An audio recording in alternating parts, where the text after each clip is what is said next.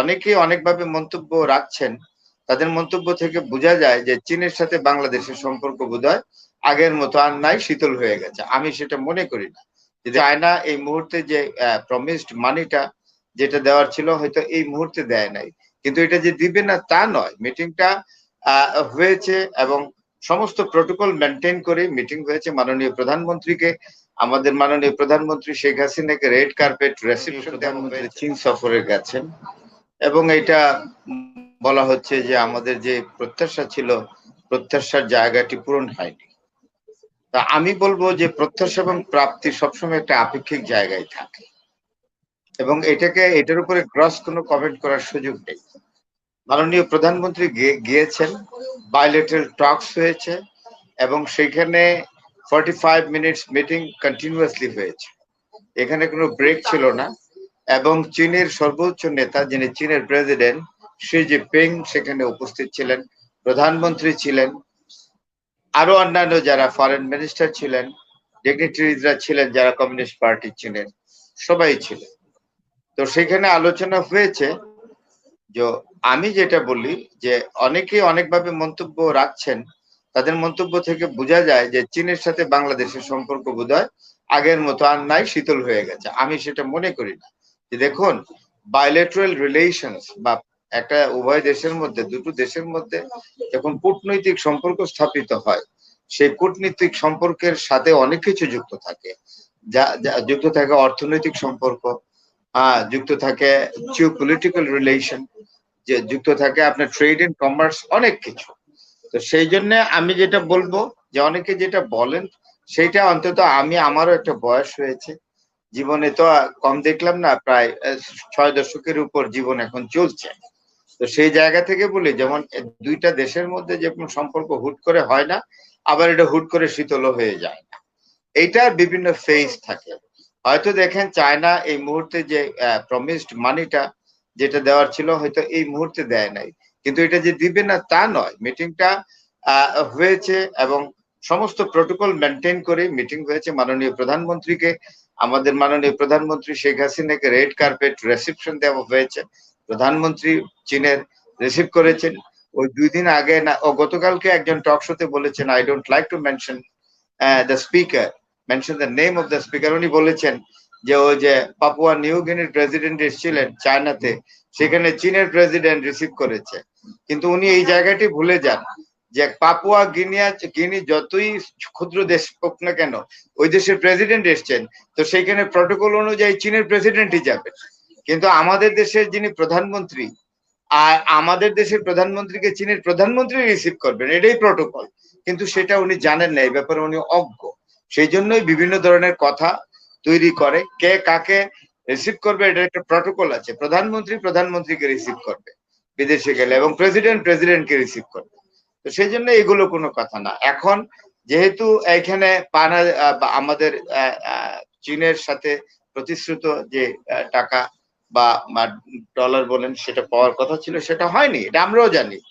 এখানে চীনের কয়েকটা ব্যাপার আছে। যেমন চায়না বিশেষ করে খুব বাণিজ্যিক জাতি, এটাকে আমরা যদি বলি আর একটু এগিয়ে বেনিয়া জাতি। তো বেনিয়া জাতিদের হিসাবটা একটু অন্যরকম থাকে। বর্তমান বিশ্ব এখন দুটো যুদ্ধ ফেস করছে। একটা হলো ইউক্রেন যুদ্ধ, এটা অনেকদিন হয়ে গেল। আরেকটা যেটা সম্প্রতিকালে শুরু হয়ে এটা তীব্রতা আরো বাড়ছে, সেটা হলো প্যালেস্টাইনে মিডল ইস্টের যুদ্ধ। এই দুটো জায়গায় পৃথিবীর মধ্যে সবচেয়ে গুরুত্বপূর্ণ জায়গা। একটি হলো ইউরোপে, আরেকটি হলো আপনার মধ্যপ্রাচ্যে, পশ্চিম এশিয়ায়। তো এখন যে জিনিসগুলো হচ্ছে যে চায়না তো যেহেতু ভাবছে যে বিশেষ করে আমরা আজকে গতকালকেও বোধহয় 70 জন প্যালেস্টাইনিকে হত্যা করেছে। এবং শুধু তাই নয়, পশ্চিম তীরে ওয়েস্ট ব্যাংকে আপনার আপনার 1270 হেক্টর জমি তারা দখল করে নিয়ে গেছে, অলরেডি দখলের পথে। তো এই যে তাদের অবৈধ এই যে দখলদারিত্ব চলছে ইসরায়েলে, সবকিছু মিলে চায়নার ফোরকাস্টটা বা প্রেডিকশনটা হলো এগুলো কন্টিনিউ করবে। এই যুদ্ধটা সহজে যাবে না, ইউক্রেনের যুদ্ধ সহজে যাবে না। এই দুটো যুদ্ধকে বৈশ্বিক চিত্রে মাথায় রেখে তার অন্যান্য দেশে ডোনেশন বা এগুলো দেওয়াটাকে একবারে দিবে না ফেস ওয়াইজ দিবে, এটা তার ভাবনায় আছে।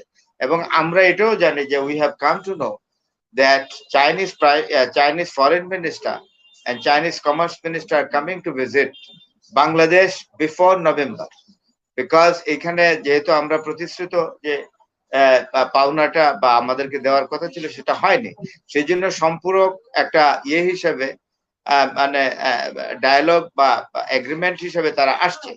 তো এইটাও জানেন যে আমাদের কিন্তু চায়নার সাথে কিন্তু 20 থেকে 22টা এমইউ হয়েছে প্রধানমন্ত্রী, মাননীয় প্রধানমন্ত্রী যখন গেলেন। তো চীনের ফরেন মিনিস্টার এবং চীনের কমার্স মিনিস্টার যখন আসবে এগুলো নিয়ে আলোচনা হবে। সুতরাং এই নিয়ে যে আমরা কিছুই পেলাম না বা কিছুই দিবে না, চায়না বেঁকে বসছে, এই শব্দগুলো ডিপ্লোম্যাটিক কথা না। শোনেন, ডিপ্লোমেসিতে অনেক ল্যাঙ্গুয়েজ আছে। এখানে আমাদের ডক্টর মতিউর রহমান ভাই ভালো বুঝবেন, he was a student of political science and he is now the professor of political science. Diplomacy বিষয়টা ওনার সাবজেক্টের মধ্যে পড়ে এবং প্রিসাইসলি এটার আলোচনাও আছে যে ইন্টারন্যাশনাল রিলেশনস কিভাবে হয়। এটা রাষ্ট্রবিজ্ঞান থেকে আন্তর্জাতিক সম্পর্ক নামক সাবজেক্টটা তৈরি হয়েছে। মৌলিক সাবজেক্ট হল রাষ্ট্রবিজ্ঞান।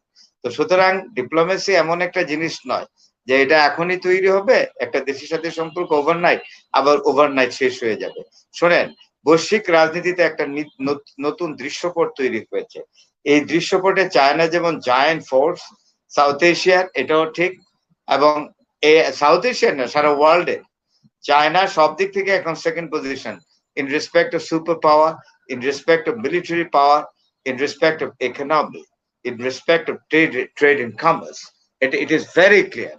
এবং এটাও সত্যি যে কোনো কারণে, বার্মা অ্যাক্টের কারণেই হোক, আমেরিকার সেনেটে যেটা পাশ করেছে, এবং বর্তমান যে উদ্ভূত যে পরিস্থিতি, আপনার বিশ্ব রাজনীতির পরিস্থিতি, তাতে বাংলাদেশ একটা পিভোটাল একটা এরিয়াতে পরিণত হয়েছে বৈশ্বিক রাজনীতি, বিশেষ করে সাউথ এশিয়ায়। সেখানে চায়নাও যে বাংলাদেশকে অগ্রাহ্য করে ফেলবে একেবারে, এটা চায়নার পক্ষেও সম্ভব না। আরেকটি জিনিস বলি, তাইওয়ান চীনের অংশ। চিয়াংকাই শেখ যখন বিপ্লবের কাছে হেরে গিয়ে তখন তিনি আস্তানা গাড়লেন গিয়ে কোথায়? ফরমুজায়।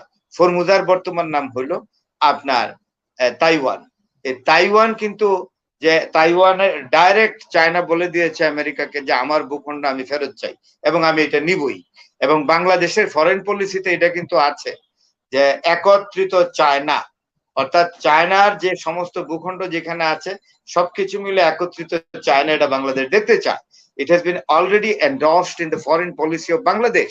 তো সুতরাং বাংলাদেশ তো চায় যে তাইওয়ান বা তৎকালীন ফরমুজা বর্তমান তাইওয়ান চায়নার ভূখণ্ডে আবার যুক্ত হোক, যেমন হংকং যুক্ত হয়েছে, ব্রিটিশ কলোনি ছিল। তো সুতরাং বাংলাদেশ কিন্তু এইটা চায়, এটা এবং ফরেন পলিসিতেও আমাদের আছে যে অবশ্যই চায়না আর ফরমুজা বা আপনার তাইওয়ান চীনের অংশ। তো সেইখানে বাংলাদেশ কিন্তু একটা বড় ধরনের আন্তর্জাতিক সমর্থন দিয়ে রেখেছে এবং এই ব্যাপারে কয়েক দফায় আলোচনা হয়েছে জাতিসংঘের জেনারেল অ্যাসেম্বলি এবং সিকিউরিটি কাউন্সিলে। সেখানেও বাংলাদেশ এই অভিমত ব্যক্ত করেছে যে Taiwan is a part and parcel of China and China could claim it to be reunited to the main territory of China. তো সুতরাং এই জন্যই বললাম যে বাংলাদেশ ভৌগোলিকভাবে বা আপনার ভৌগোলিক সীমারেখায় ছোট হতে পারে, বাট এইটার যে লোকেশন, এটার লোকেশনটা it has become very important because of the present appearance of the geopolitical picture. এটা আমাদের মনে রাখতে হবে। তো সুতরাং প্রধানমন্ত্রী গিয়েছেন, উনি এসে করলেন যে আমরা এক্সপেক্টেড পাইনি, তো সেইগুলো কোনো কথা না। আমি যেটা মনে করি ইন দ্য কামিং ডেজ আরো আলোচনা হবে। আপনি জয়েন্ট স্টেটমেন্টটা দেখেছেন চায়না যেটা দিয়েছে যে visits will be continued, dialogue will be continued and the development works and partnership shall be continued in the coming days. আপনি এটা দেখবেন, ওটাতে স্পষ্ট লেখা আছে joint statement given by Chinese Communist Party signed by the communist chairman of the Communist Party. তো সুতরাং এই জায়গায় আমাদের, আমি মনে করি না যে এটা এই নিয়ে কোনো দুশ্চিন্তার কারণ হতে পারে, কারণ এশিয়াতে একটা সাউন্ড ইকোনমি থাকুক, এটা চায়নাও চায়, নিশ্চিত ভাবে চায়না চায়। কারণ আপনি একা একা বড় লোক হয়ে যাবেন, অন্যরা গায়ের মধ্যে কাপড়ই থাকবো না, এটা কিন্তু আজকাল পৃথিবীতে চলে। ফরহাদ ভাই, অনেকেই বিশেষ করে যারা বিশ্লেষণ করছেন বলার চেষ্টা করছেন বাংলাদেশ দুই নৌকায় পা দেওয়ার কারণে চায়না মুখ ফিরিয়ে নিয়েছে। যেমন ভারতের সঙ্গে ওবায়দুল কাদের সাহেব গত কিছুদিন আগে বলেছেন আমাদের রাজনৈতিক সম্পর্ক চীনের সাথে উন্নয়নের সম্পর্ক। তো এর কারণে চায়না মুখ ফিরিয়ে নিয়েছে যেটা বলার চেষ্টা করছেন, এর সত্যতা আসলে কত? আমি আপনাকে বলি, এগুলা কোনো মন্তব্য বা যে কোনো একটা মন্তব্য হতেই পারে। এই মন্তব্যের জন্য এরকম হবে তা কিন্তু না। আমি তো আগেই বলেছি যে diplomatic relation is a very weight thing, it is a very weighty program. এটা হুটহাট করে হালকা হয়ে যায় না। ও কার সাথে কার সম্পর্ক বা কে কার ডেভেলপমেন্ট পার্টনার, কে কার পলিটিক্যাল জিওপলিটিক্যাল পার্টনার, এইগুলোর না। এইগুলো আসলে আমরা খুব সুপারফিশিয়াল ওয়েতে চিন্তা করলে হবে না। তো এর ডেপথ আছে, এর ডেপথ আছে না। আপনাকে অবশ্যই মনে রাখতে হবে যে চায়না আমাদের স্বাধীনতায় বিরোধিতা করেছে ভেহিমেন্টলি, এবং যে চায়না 1975 সালে বঙ্গবন্ধুকে হত্যার পর বঙ্গবন্ধুর লাশ যেখানে দাফন করাও হয়নি, সেই সময় চায়না স্বীকৃতি দিয়েছে। এর আগে একবারও স্বীকৃতি দেয় নাই। বঙ্গবন্ধু বহুবার চেষ্টা করেছেন চায়নাতে, এবং চায়নাতে উনি একজন বিখ্যাত কূটনীতিককেও চায়নাতে অ্যাম্বাসেডর করে পাঠিয়েছিলেন, যিনি পাকিস্তান আমলে চায়নাতে সেম ডিপ্লোম্যাটিক অ্যাসাইনমেন্টে ছিলেন। আমি তার নাম বলে দিই, খাজা সরোয়ার। আপনি মনে রাখবেন, খাজা সরোয়ার। উনি হলেন উনি খাজা দেখলে ঢাকা নবাববাড়ি বলবেন না, উনি আলাদা Khwaja. He is apart from the Nawab family. He was from Barishal. He was a very articulate diplomat, and he was in the assignment, diplomatic assignment as an ambassador of Pakistan in Peking, presently Beijing, এবং পাকিস্তান আমলে শেষের দিকে ছিলেন। এবং বঙ্গবন্ধু উনাকেই আবার পাঠিয়েছিলেন কোথায়? চায়নাতে, পরে বার্মাতে পাঠিয়েছিলেন। কারণ কি? যাতে চায়না বাংলাদেশ স্বীকৃতি দেয়, কিন্তু দেয়নি। কিন্তু দেখেন, পরে কিন্তু চায়না বৈশ্বিক রাজনীতির প্রেক্ষাপটে তার বঙ্গবন্ধুকে মারা যাওয়ার পরে স্বীকৃতি দিয়েছে বটে। এরপরে কিন্তু বৈশ্বিক রাজনীতির প্রেক্ষাপটে এবং গ্লোবাল ইকোনমিক ডিমান্ডে চায়না কিন্তু আমাদের ডেভেলপমেন্ট পার্টনার হয়েছে। সুতরাং এই পার্টনারশিপ হুট করে উঠিয়ে নিয়ে যাবে সেটা তো হয় না। ইনভেস্টমেন্ট বলে একটা কথা আছে। ইনভেস্টমেন্ট কোথায় করা হয়? যেখানে লাভ হয়। বাংলাদেশে ইনভেস্টমেন্ট করে বাংলাদেশ যেমন লাভবান হচ্ছে, চীনও কিন্তু লাভবান হচ্ছে। সুতরাং এই লাভ প্রফিটটা কিন্তু রেসিপ্রোকাল। এখানে হঠাৎ করে ব্রেকিং আপের কোনো সুযোগ আমি মনে করি নাই। যারা এই ধরনের মন্তব্য করেন যে এটার কারণে এটা হয়েছে, এটার কারণে, আমি মনে করি না। তারা they are making hasty comment. They have to think profoundly exactly what diplomacy is.